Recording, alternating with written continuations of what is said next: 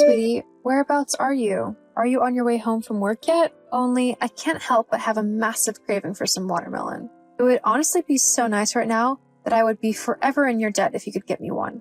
LOL. Yeah, I'm about to leave work. I'll pick you one up on the way home. Oh, thank you. Me and Miss Bump here thank you greatly and love you lots. We don't know what we would do without you. LOL. Uh-huh.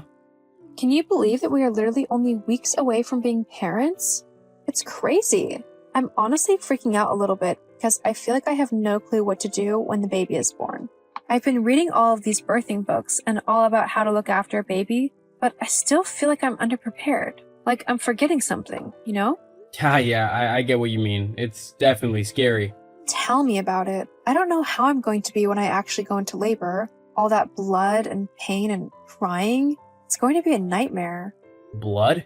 Yeah, and then after that is when the actually hard part starts. We'll have to look after and care for an actual baby. An actual tiny human being will be relying on us to get it to adulthood in one piece. I don't know how I've managed to do that myself, let alone getting a baby there. LOL. But the worst part will be the nappies. They are going to be awful. Good job I've got you to help me out there, huh? That's where you're wrong. Huh? I draw the line at changing nappies. I'm definitely not going to be doing that. It's your job. You're the mom, so you have to change all the diapers. I was just having a joke with you before, but there's no chance that I'm going to be the only one changing our daughter's diapers. You're going to have to do it too, you know. No way. I'm not changing smelly, messy diapers. It's not happening. So what are you going to do when you're watching our daughter and she fills her nappy? Huh? You can't just leave her in a dirty nappy, as that's how she'll get nappy rash. She'll need changing and you'll have to do it. I'll just ask someone else to do it. You can't ask a random stranger to look after our daughter and change her nappy. You are her father, so you'll have to take responsibility and do it yourself. Well, tough. I'm not gonna do it. I'm also not gonna be getting up in the middle of the night if she wakes up screaming and crying. And why is that? Because I'm a very important and busy man, and I won't have time to look after a screaming child for hours on end in the middle of the night. You'll have to make her be quiet and relatively quickly so that I don't lose too much sleep. Okay, from the looks of things, we really need to have a good long chat about what it means to be a parent. Obviously, you think that you can just lump all of the chores and difficult aspects of raising a baby onto me and me alone. I can't be the only one taking care of our daughter. You're going to have to help out too. I do help out, and I get the money, I'm the one who works, and make sure we actually have a roof over our heads, and four walls to stay in. Without me, you'd be destitute on the streets. That's not true at all. Before getting pregnant, I was working a really well-paying job, and I had a lot of options to progress in my chosen career. However, I decided to have this baby with you when I found out that I was pregnant, because I love you, and I want to start a family with you. I thought you loved me as well, but with how you're talking, it doesn't sound too true at the moment. No, don't overreact. I love you, you know I do. But I didn't choose to have this baby. You did. You want it, then you have to look after it. I can't be doing that as well as working. I'll have no time for myself if I do all of that. So, when am I supposed to have time for myself if I've got a baby to look after full-time and no husband to help me out with things? As the mom, you don't get time for yourself. You've got a baby to look after. Do you even hear yourself right now? You sound so selfish and conceited. Whatever, I'm just telling you the fact of the matter, and that is that you're the one who needs to stay home and take care of the baby whilst I can do whatever I want. Oh, that is so not happening.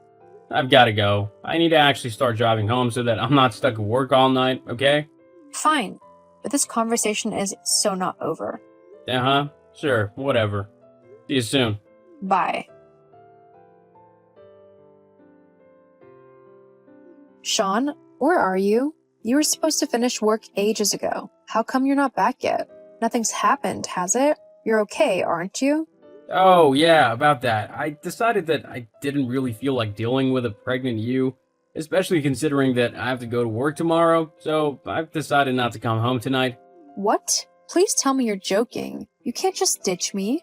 No, I'm not joking. I'm not coming home tonight. And I don't know if I'll come back at all these next few weeks whilst you're getting ready to have the baby. I don't want to have to deal with a heavily pregnant wife whilst trying to work as well. It's just way too exhausting. Well, where are you then? I'm just at my mom's house. Seriously? Yeah, oh, and she totally agrees with me, by the way. She thinks that it's kind of rude of you to demand that I help out with all the cleaning and stuff with the baby when it's born, when I've been at work all day.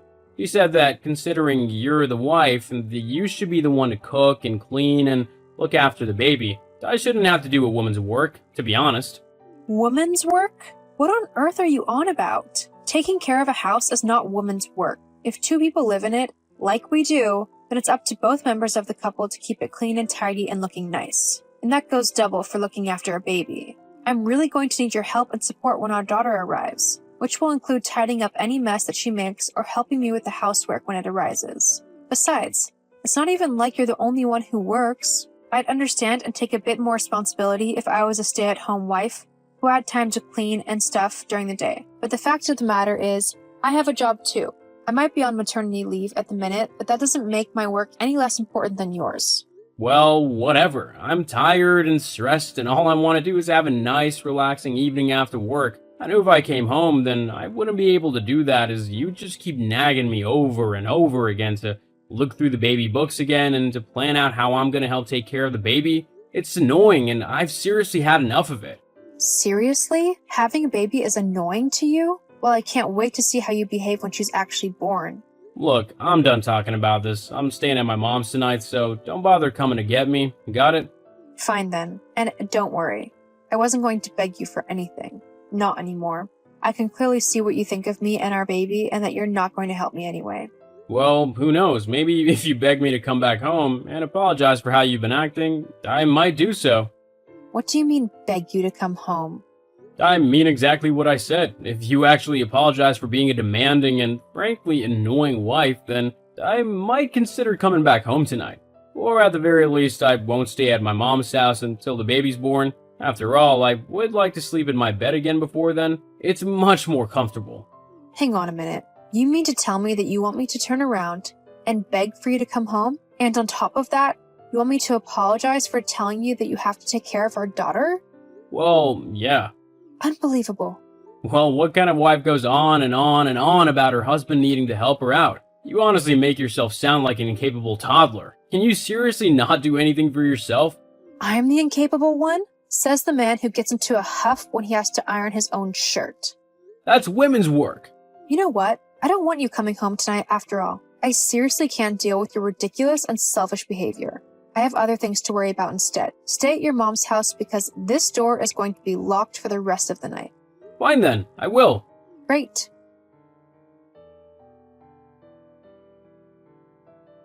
So, have you thought about how you were acting yesterday? Are you ready to apologize? Apologize for what? You know what. Look, just kneel down and seek my forgiveness. If you actually do it, I'll be laughing all the way home. You've lost your home. It's gone. Huh? What do you mean by that? I mean that I don't want you coming back at all. Hang on, but why not? Well, let's face it. You've made it very clear that you don't want to help me with the baby when she's born, so you can stay where you are. I don't need some useless and lazy person getting in my way when I'm trying to take care of a newborn baby. I mean, I'll have one helpless child to look after and make sure nothing bad happens to them. I can't be dealing with looking after a selfish toddler as well. Look, it's like I said, all you have to do is just beg me to come back home, and I might consider coming back and maybe helping with some things, like holding her every now and then. All you have to do is swallow your pride and apologize. I have absolutely nothing to apologize for. And the fact that you're trying to blackmail me into saying I'm sorry for no reason whatsoever just shows what your true character actually is. Huh? What do you mean? You're nothing but a selfish, sexist, and horrible little man who, apparently, can't feel good about himself unless he's trying to force his pregnant wife to beg him to come back home and help her out with the baby that they are only weeks away from having together. But this isn't fair. You should listen to your husband when he tells you to do something. Are you really being this petty right now? You're getting angry and annoyed at me simply because I won't beg you to come home? Yeah, I mean, I'm the man of this relationship, not you. I don't want to be shown up and made to feel emasculated. You need to just do what I tell you when I tell you to do it. That's what a good little housewife would do. Okay, 1, that's incredibly sexist. And 2, I'm not a housewife. I have a job. I am just on maternity leave. Yeah, well, whatever. Wow, good comeback. Yeah, look, if you don't do what I say right now, then there will be consequences. Consequences? What are those then? Well, you'll just have to wait and see. Of course, if you do what I tell you to, then you won't have to deal with them. Uh-huh. Well, whilst you think up some consequences, I'm going to get back to baby-proofing the house and setting up my daughter's nursery. Duh, why can't you just be a good little housewife and do what I say? How hard is it to listen to your husband? Stop being so disobedient. Disobedient? Where on earth has all of this come from? You weren't this sexist and crazy when we first got married. Yeah, well, this is who I am now. Deal with it. And this is the kind of dad that you're going to be to our daughter? Crazy and sexist and selfish? Trying to teach her that she's less than boys and men simply because she's a girl? What I teach my daughter is up to me. Now, are you gonna beg me to come home like I told you to? No. Well then, I guess you'll just have to raise the baby yourself then.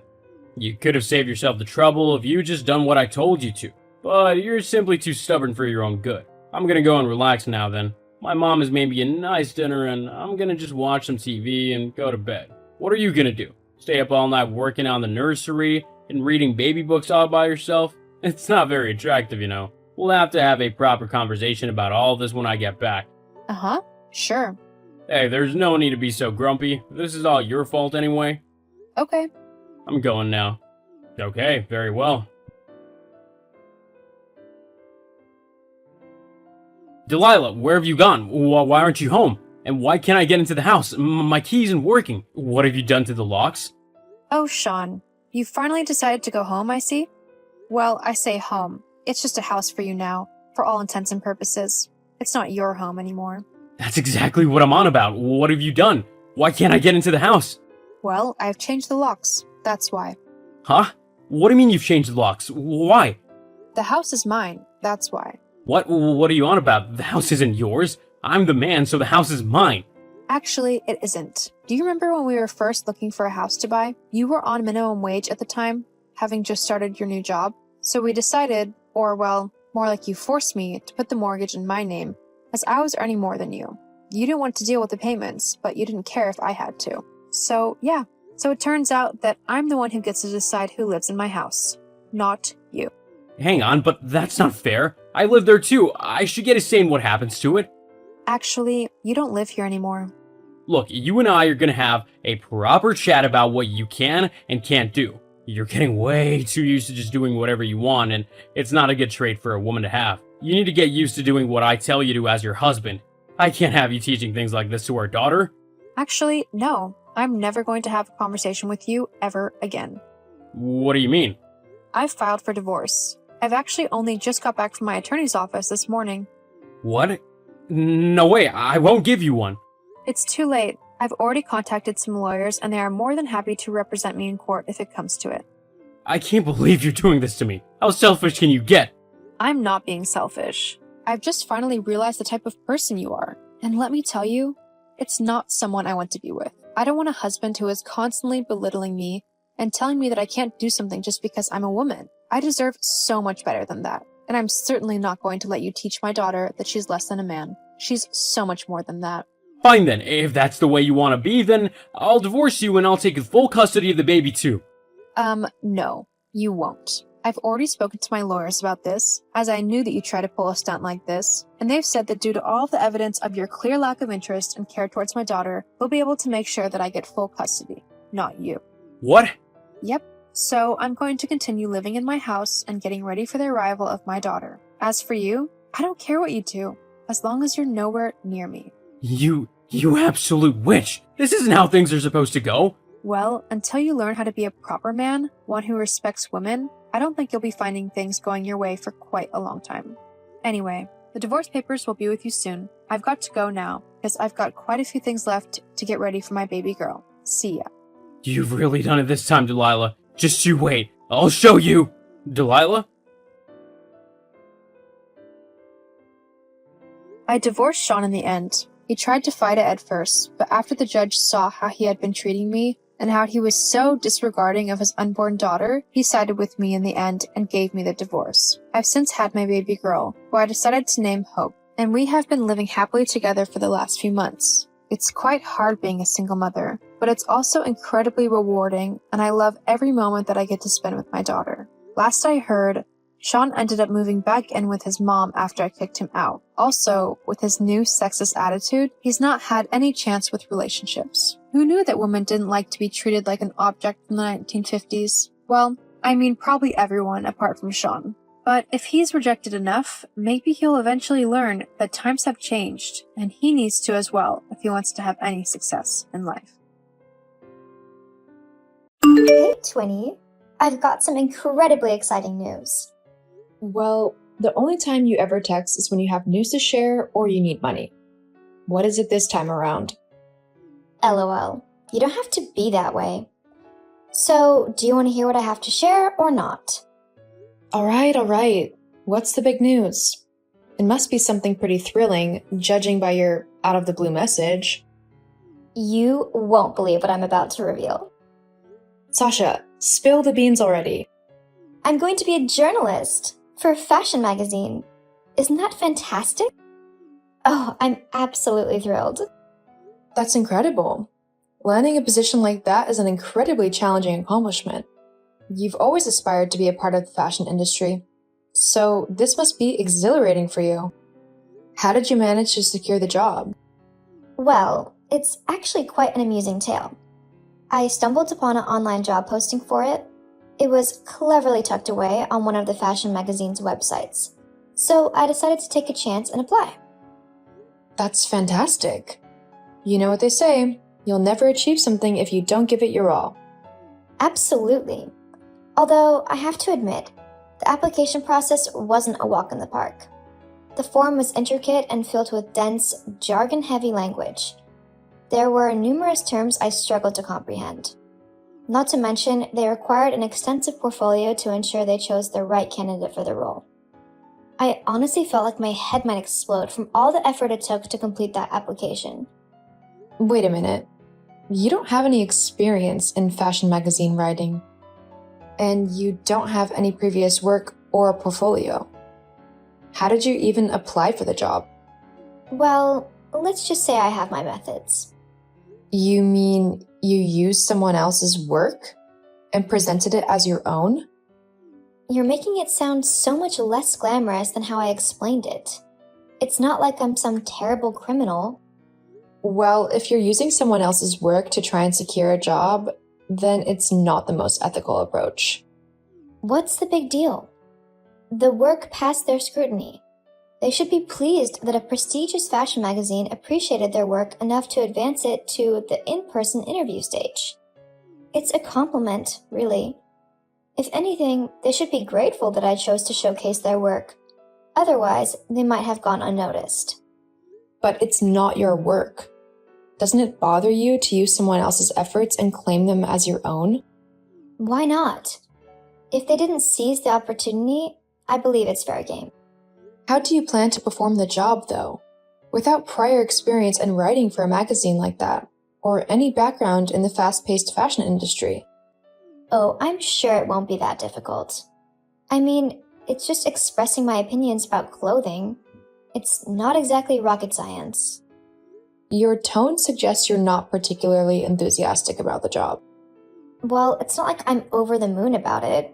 It's still work after all.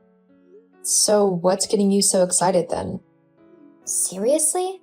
Can't you guess? The fashion. I'll have access to amazing discounts on top brands. I'll be the envy of everyone because I'll look like $1,000,000. Ah, I see. I don't think you fully grasp the kind of clothing I'll have access to. Louis Vuitton, Dior, Gucci, it'll all be within reach. Well, that's fantastic for you. Listen, just because you prefer a more understated style or occasionally shop from thrift stores doesn't mean the rest of us are wrong for aspiring to something more upscale. Not all of us want to give the impression that we don't care about our appearance. Hold on a second. What are you implying? I do care about how I look. Wearing designer labels every day doesn't define one's sense of style or grooming. Plus, charity shops can be treasure troves for designer brands. You'd be surprised at what people donate. classic Gucci pieces, and more. Maybe they're not the latest trends, but they often have timeless appeal, offering a touch of elegance and a superior fit. Let's face it, you have a different fashion sense. You might prefer a pair of well-worn jeans and an old sweater over a sophisticated dress or skirt and blouse ensemble. Hilarious, isn't it? What's going on? Why are you being so harsh? I wasn't criticizing your new job opportunity. I was just asking how you plan to handle it. No, you were attempting to belittle me and my new job. It's clear that you can't handle the fact that I'm making strides in my life, and you're envious because I'm finally pursuing a career, unlike you. What are you implying? It's pretty straightforward. You spend most of your days lounging around at mom and dad's place, consuming their resources, eating their food, and using their utilities. When are you going to stop being unemployed and actually get a job? I'm not a failure. I've been working diligently on a project that I believe will open up better opportunities for me. Oh, your little writing project. It's a total waste of time, and everyone knows it. You probably spend your days in your room, possibly napping or playing games, pretending to write and work on a book or something equally unimportant. Even if you manage to finish it, I doubt anyone will want to read it. I'm willing to bet it's dreadfully dull.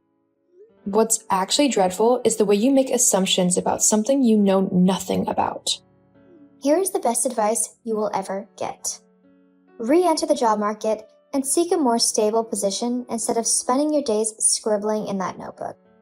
It's not benefiting anyone, and it's not putting money in your pocket. Consider working in a grocery store or something to start earning a living.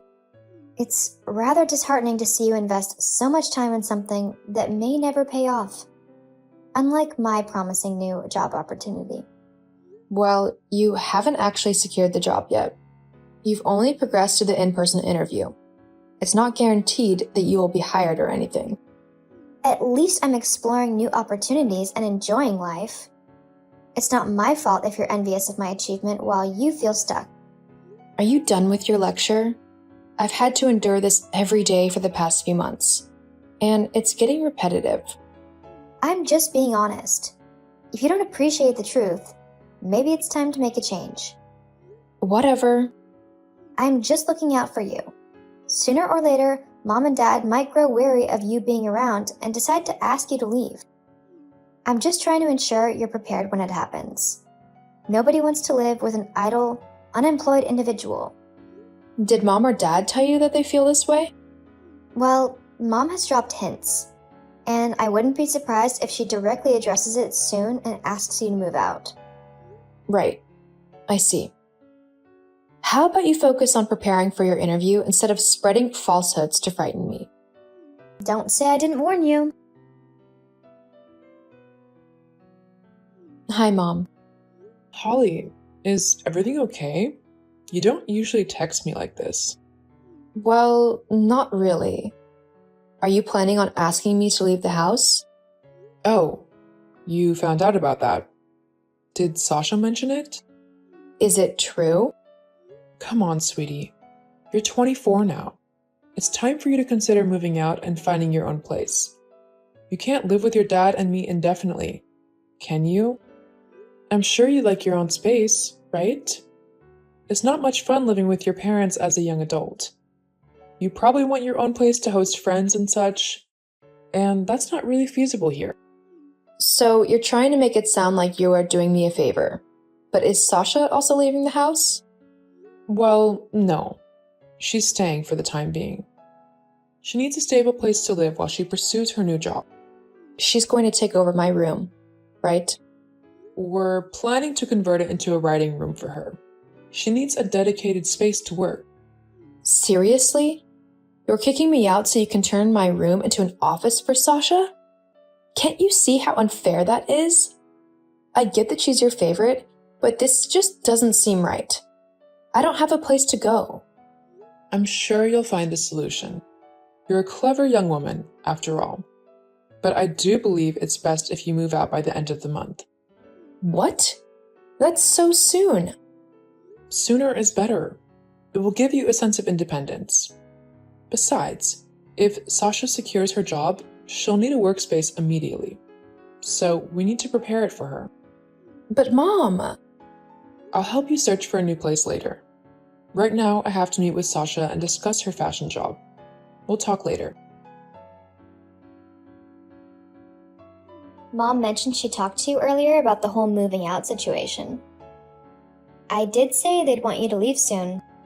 They only wanted me out because of you, right? This was your idea, wasn't it? Well, I might have nudged them in that direction. Nudged them? They're kicking me out, and I have no place to go. You'll find a solution. Plus, it's clear Mom wants to provide me with every opportunity to succeed in my chosen career, given my promising prospects. So please ensure you moved out by this weekend, alright? I need my office ready when I secure my new job, and my interview is next week, leaving limited time for the preparations. Whoa, hold on a minute. I can't agree to that. I'm not going to be left without a place to stay. I'll talk to Mom and address this. Fine, but don't say I didn't caution you. Holly, we discussed this. You need to move out. Mom, what are you talking about? Sasha informed me that you don't want to move out. We've discussed this. You must vacate your room to create an office space. Mom, if you make me leave, I'll literally have no place to go. I understand it's difficult, but there's nothing more I can do. You'll need to find another place to stay. Mom! No, that's my final decision, and I don't want to discuss it further. Fine. Well, you win, Sasha. I hope it was worth it. My room will be empty by tomorrow. Glad you've realized your place. Maybe now you'll find some motivation to be productive. Actually, just so you know, all this time when you thought I was just lazing around and scribbling in my notebook, I was working on a story. I've written a full-fledged book, and earlier today, I had a meeting with high-level executives from some major publishing companies. They're eager to publish my book, and some have even likened it to the next Harry Potter. It's incredible, really. They've offered me a substantial upfront payment and royalties once it starts selling. They believe it's going to be a massive success and generate significant revenue. What? That's impossible. LOL, you better believe. Oh, and just a heads up, I know you used my work for your magazine interview. I figured that I would be your best bet for getting hired. The only catch is that I've embedded hidden markers within my work to confirm that you didn't write it. What are you talking about? Well, because you used to copy my homework during high school, I got into the habit of inserting notes in certain paragraphs, making it clear that they were not your own. These notes often conclude with me stating that I was the original author and that your version was a copy. If you've used one of my pieces, it will undeniably bear my personal signature. Oh my goodness, I can't believe you did that. Now I've probably blown my chances of getting the job.